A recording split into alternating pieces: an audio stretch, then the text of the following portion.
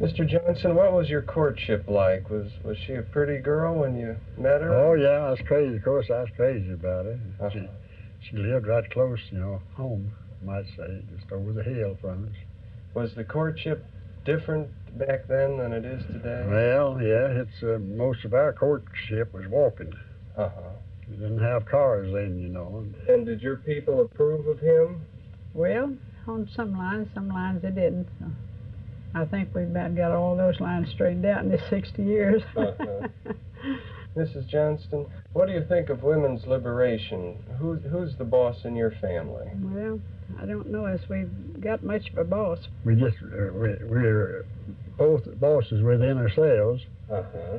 If I tell her what to do and she don't want to do it, why, it's been perfect all right with me, and the same way vice versa.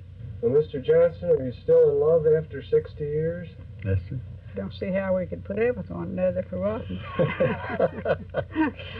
Well, some people have said that there's no future in marriage, that people in the future will not be living in families. What do you think about that?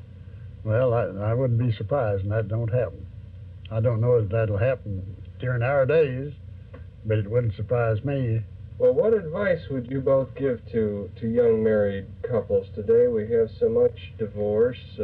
What advice would you give them, Mrs. Johnston?